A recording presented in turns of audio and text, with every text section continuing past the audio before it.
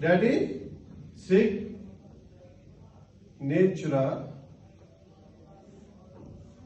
ठीक है, अभी जैसे मैंने आपको बताया है सब्सक्रिप्शन के बारे में आपको पता चल चुका है। ठीक है, instruction for the pharmacist.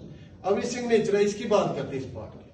Signature का मतलब होता है direction for patient, direction for patient.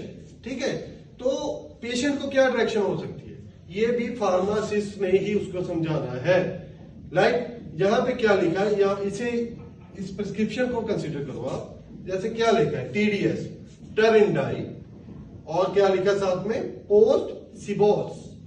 अभी TDS टरिनडाई लिखा होगा, पेशेंट को नहीं पता चलेगा, तो फार्मासिस्ट ने इसको अच्छे से पढ़ना है।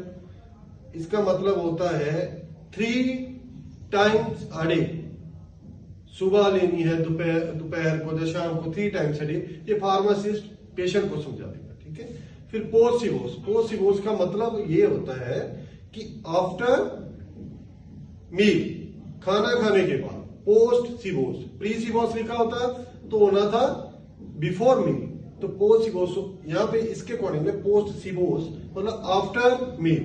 तो हमने ये जो मेडिसिन डॉक्टर ने दी है, तो फार्मासिस्ट बोलेगा कि पेशेंट को कि आपने ये जो मेडिसिन है, मिक्सचर है, वो आपने खाना है खाना खाने के बाद लेना है। ठीक है, for your recovery.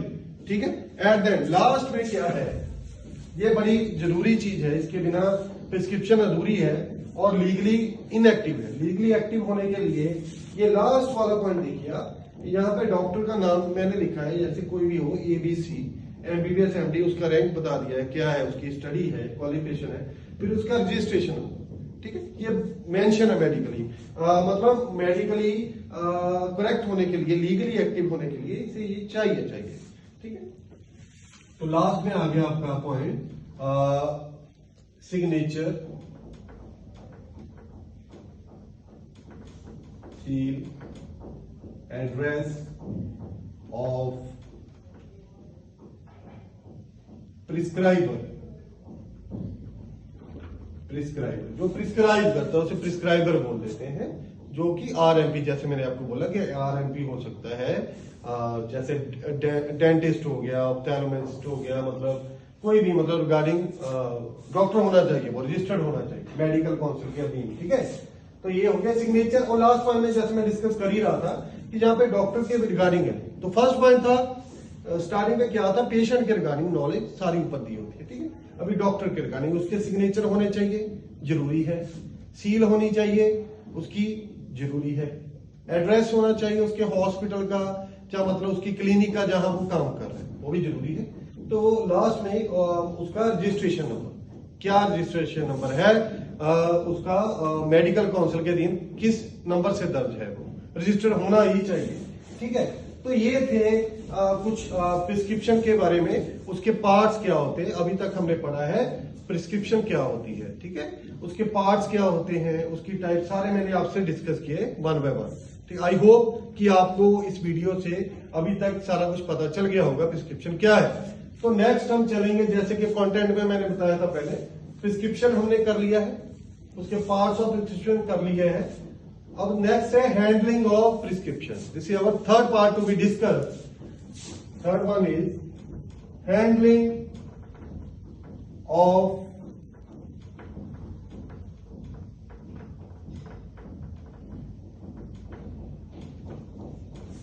actually this is also a very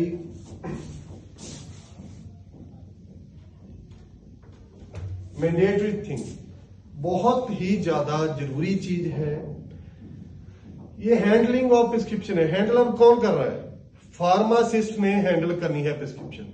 समझ रहे हैं कि डॉक्टर ने तो अपना काम कर दिया, लिख दिया, हैंडल किसने करना है, हैंडलिंग ऑफ प्रिस्क्रिप्शन। मेन बंदा कौन है भाई, फार्मासिस्ट।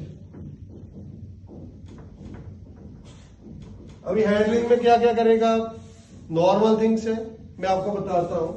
फर्स्ट देखिए क्या हैंडल करेगा, सबसे पहले हैंडल करने के लिए रिसीव करनी जरूरी है। So first one is receiving of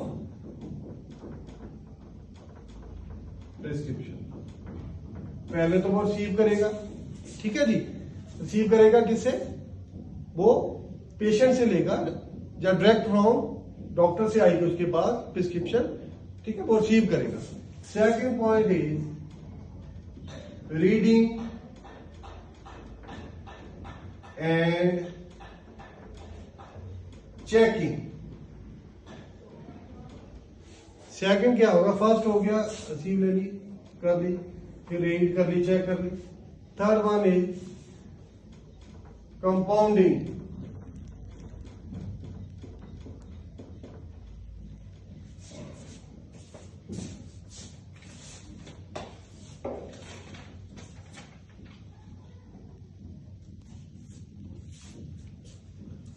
third one is collecting and weighing. Collect करेंगे ना किसको, इंग्रेडिएंट को, कलेक्टिंग एंड वेइंग, उसका वे करना है। एंड फोर्थ पॉइंट इज ये आ गया कंपाउंडिंग, कंपाउंड करेगा एंड डिस्पेंस कर देगा उसको, ठीक है जी।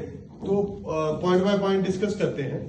तो क्या है कि फर्स्ट है रिसीविंग ऑफ प्रिस्क्रिप्शन। जैसे ही फार्मासिस्ट के पास प्रिस्क्रिप्शन आती है जो written medical order by registered medical practitioner, कोई भी डॉक्टर जो भी देता है रिटन ऑर्डर, ठीक है, जब उसके पास आ जाता है पहला काम क्या होता है, उसने प्रिस्क्रिप्शन पकड़ी, प्रिस्क्रिप्शन पकड़ के उसने कोई भी फेशियल एक्सप्रेशन ऐसा नहीं बनाना है ताकि पेशेंट को कोई डाउट क्रिएट हो।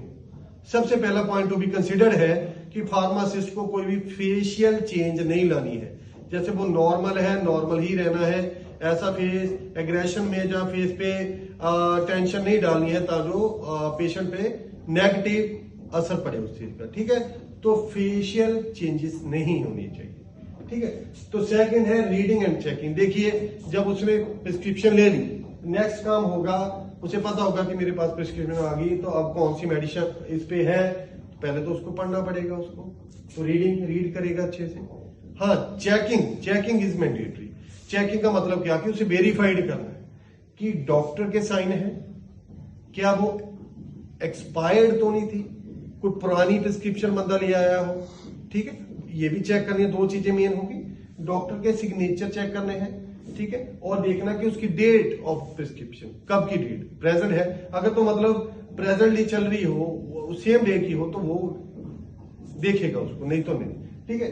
After that collecting and weighing. देखो ये भी फार्मासिस्ट की ड्यूटी बनती है, कलेक्टिंग एंड वेइंग। क्या होता है कि पहले भी यही होता था कि कुछ टाइम पहले तो जो इंग्रेडिएंट्स थे, जो भी पेशेंट को मेडिसिन इंग्रेडिएंट देने हैं, मेडिकामेंट बनानी है, तो शेल्फ्स वगैरह होती थी in the room of pharmacist, ठीक है, शेल्फ्स होती थी, वहां पे डिब्बे पड़े होते थे, उनमें से इन्होंने अपने हिसाब से जो भी इंग्रेडिएंट डॉक्टर ने लिखा है वो लेके आना था। तो लेके आके वेइंग बैलेंस के बिल्कुल लेफ्ट साइड पे रख लेते थे, लेफ्ट साइड पे रख लेते थे। तो उसे क्या करना, पूरी एक्यूरेसी के साथ प्रॉपर वे कर रहा है। कैसे, जैसे कि ये देखो, इसमें क्या है, तीन चीजें वे करनी है। फर्स्ट है पैरासीटामोल 400 mg, तो वो क्या करेगा, सारी चीजें उठा के अपने left side of weighing balance की लेफ्ट साइड पे रखता है कन्वीनियंस के लिए। तो वहां पे पहले पैरासीटामोल 400 mg वे किया, उसको रख दिया। फिर क्या किया, सोडियम बाइकार्बोनेट 4 ग्राम लिया, फिर क्या किया, वाटर 30 ml लिया, तो रख दिया। तो बाद में उसको मिक्स करेगा, वो अलग चीज है। तो ये काम है collecting and weighing properly, accuracy होनी चाहिए। अगर वेट कम ज्यादा हुआ तो प्रॉब्लम आएगी डोज में, ठीक है। डोज की फिर पोटेंसी में असर होगा, तो डेफिनेटली पेशेंट को असर पड़ना ही पड़ना है, नेगेटिव भी हो सकता है, पॉजिटिव भी हो सकता है, ठीक है। तो लास्ट आ गया कंपाउंडिंग एंड डिस्पेंसिंग। तो क्या होता है कि उसको पूरा जो भी चीजें वे की है, अभी क्या आ गया टाइम उसे कंपाउंड करने का। जैसे इसमें बोल रहे हैं कि मिक्सचर बनाओ, तो मिक्सचर बनाना पड़ेगा, तीनों चीजों को आपस में मिला के मिक्स करके, ठीक है जी। तो उसे पैक करना होगा, पैक करके लेबलिंग करनी होगी प्रॉपर, क्या चीज है, ठीक है, लेबल करके तो उसे एट द एंड डिस्पेंस कर देना है। सो ये चीजें आती हैं हैंडलिंग ऑफ प्रिस्क्रिप्शन पे। आई होप फ्रेंड्स आपको अभी इतना पता चल चुका है कि प्रिस्क्रिप्शन क्या होती है, ठीक है, उसके पार्ट्स क्या थे और कैसे उसको हैंडल करते हैं, ठीक है जी। अब तो लास्ट जो प्रिस्क्रिप्शन में पॉइंट है वो है एरर। ये है, ये भी डन है, ये भी डन है, ये एरर आ। तो अभी इसके बारे में आपको बताता हूं, पहले इसको रीड कर ले।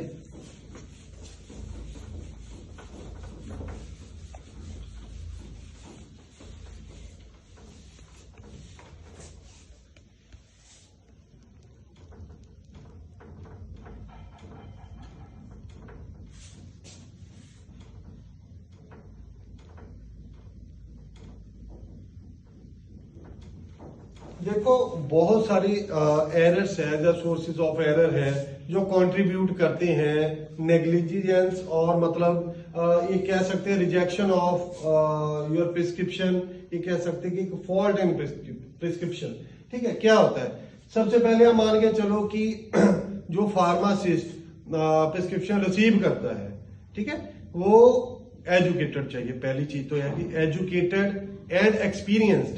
कई बार क्या होता है कि ऐसे ही बंदा चला जाता है फ्रेश उठ के, वो अपना काम शुरू कर देता है, तो चांसेस है वहां पे एरर आने की। ठीक है, तो एजुकेशन के साथ साथ एक्सपीरियंस भी चाहिए। तो एरर क्यों आएगा? Lack of experience. पहले तो एक्सपीरियंस का लैक आएगा। ठीक है, मान लो कि किसी फार्मासिस्ट के पास एक्सपीरियंस भी है, but lack of concentration is another factor contributing towards error. तो lack of concentration is another factor contributed towards error। ठीक है जी। थर्ड आ गया आपका एब्रीविएशन।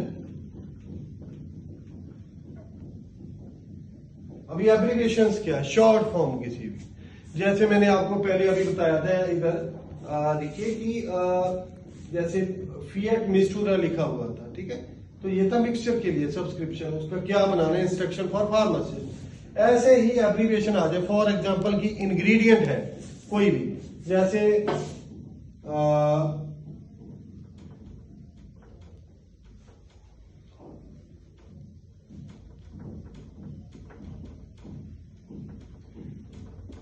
अभी प्रीफिक्स इसमें सेम है, कोई एब्रीविएशन है, जैसे कि डॉक्टर ने ये करके लिख दिया हो। ठीक है, अभी यहाँ पे कंफ्यूजन आ रहा है। ऑक्सोसिलिन, ऑक्सोस्टैटिन, एक तो एंटीबायोटिक है, एक आप मान लो कि आपका कोलेस्ट्रॉल कम करने वाला है ना, तो क्या है कि दोनों में तो बहुत बड़ा अंतर आ जाता है ना। तो क्या होता है कि इस चीज का एरर आ सकता है। इन केस एरर आ जाए, सबसे पहले क्या कि फार्मासिस्ट को क्या करना है, उसने देख लेना कि इसमें प्रॉब्लम आ रही है। तो फार्मासिस्ट की ड्यूटी क्या बनती है? फार्मासिस्ट की ड्यूटी बनती है कि डॉक्टर को, रजिस्टर्ड मेडिकल प्रैक्टिशनर, जो भी डॉक्टर कंसर्न होगा, उसको टेलीफोनिकली उसे पहला के कॉल करे कि सर यहाँ पे प्रॉब्लम आ रही है, कि क्या करना चाहिए। या पर्सनली उसके रूम में विजिट करे कि सर यहाँ पे प्रॉब्लम आ रही है, कि मुझे कंफ्यूजन है। अगर कंफ्यूजन ये ऐसे ही क्लियर ना किया गया तो प्रॉब्लम आएगी इन द नटशेल पेशेंट। ठीक है जी, तो ये एब्रीविएशन वाली चीज क्लियर होनी ही चाहिए, राइट। तो आगे आ जाएगा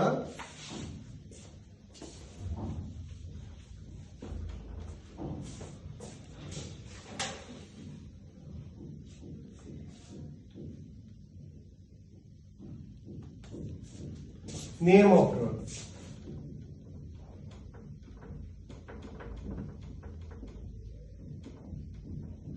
कई बार क्या होता है, कोई मेडिसिन ड्रग ऐसी होती है जिसका नेम ऑलमोस्ट सेम होता है, जब मतलब उसका साउंड सेम निकलता है, राइट। जैसे